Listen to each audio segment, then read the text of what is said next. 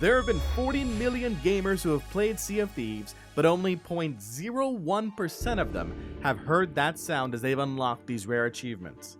Jon Bardcore here, and I'll show how you can join those 0.01%ers and listen to that sweet notification yourself. Our story begins. There's nothing quite like being a merchant on the seas, but trying to complete 250 Merchant Alliance voyages for the Merchant Voyager achievement is hard work. And unlike some others on this list, there is a bit of time to put in, but it's actually never been easier to complete this particular achievement for one reason: the inclusion of lost shipments in the Merchant Alliance voyage offerings. In the past, only trade good commissions counted for this particular achievement. And what are trade goods? Animals, like chickens, snakes, or pigs, or gunpowder barrels. So you either had to spend what felt like an endless amount of time to find the particular animals your commission had, catch them, potentially feed them, and bring them to the desired location, or you had explosives on your ship. So you can probably see why 0.01% of players earn this achievement. But lost voyages are relatively painless by comparison. Go from point A to point B, stopping at certain locations marked by seagulls to pick up new clues, make your way over to the end destination, grab the manifest, and complete the voyage. Some lost shipment voyages are even shorter in terms of distance than others, so you can complete them more quickly. We just left Ancient Spire for a lost shipment voyage to Galleon's Grave, and after stopping at each of the clue locations, finding the captain's key, finding the shipwreck, opening up the captain's cabin, loading up all that treasure, and turning it in, and it still took less than 20 minutes. Plus, we managed a grade 5 emissary flag on top of that. Here's the best part. There are so many commendations you can work on at the same time here. Merchant Voyager, Sailor of the Merchant Alliance, Merchant Adventurer, all of the Merchant Emissary commendations, Manifestation, and Cabin Fever. Or if you're only interested in Merchant Voyager, just skip all the clues. You don't need them. Head to near your final destination and search the skies for the birds. As long as you pick up the manifest, it still counts for a voyage completion, which makes it the fastest way to unlock this achievement. The next two achievements are going to play out very similarly, so I want to talk about them together. Those achievements are Voyager of Lost Souls and Golden Voyager, and our focus for each of these guys is speed, because once again, we need to complete 250 voyages for each of these companies. But unlike Merchant Alliance, there is a fast way to accomplish this so long as you've saved up a bit of gold. What you're going to be looking for is located within the Captain's Voyages that you can purchase from the shipwright. These are 400 gold apiece voyages unlocked at level 25.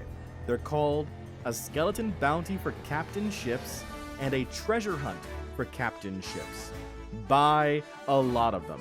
Max out your Captain's Voyages with them. Trust me, it's not about the gold you can earn from them. You're not going to earn much gold even if you collected all the treasure. It's about the time you save with them. You see, before Captaincy was released in Season 7 back in August of 2022, there was no way for a player to select missions that you received when you were at a lower reputation level with a company. Instead, as you leveled your reputation, you would be forced to take longer and more difficult missions with multiple islands and potential chapters. And you would have to finish all of that, say 3 chapters worth, before it would count as a single voyage completion. Now, just spam these captaincy voyages and watch that completion rate rise. Just try not to get stuck at larger islands. Just my luck, when I want to showcase off speedy missions, I get stuck with Sunken Grove and Old Faithful. Really? Old Faithful? Ugh. The last achievement I want to talk to you about in this video will probably cause the most controversy, and that is a Fleeting Fancy, which is unlocked when a player owns 15 captaincy ships. Let's talk about that for a bit. Back when captaincy was announced for Season 7, the main feature was the ability to purchase your own ship. What that meant was that players would be able to customize their ship and save it between sessions, instead of it reverting back to the default skin every time you entered the game. In addition, you were able to name your ship for the first time ever. Along with this came milestones, which are infinitely repeatable deeds that are tied to progression ranks for both the player and the captain's ship they're sailing on at the time. The reason I talk about this is to highlight the grind milestones can be. Whether it's eating 50 pieces of fruit, firing a cannon 75 times, pouring 30 grogs, or spending 15 minutes in a storm each for a single level, it is a grind. And you cannot purchase another ship until the previous one of the same class you're trying to buy in has reached legendary status, which is 50 levels of milestones. So the vast majority of players think this is a hell of an achievement to get because it requires you to get 700 levels of milestones across 14 ships before purchasing the 15th and unlocking the achievement. But that's not actually the case, at least not right now. This may be patched in the future, but in actuality, the achievement doesn't require you to own 15 captaincy ships. It requires you to purchase 15 captaincy ships.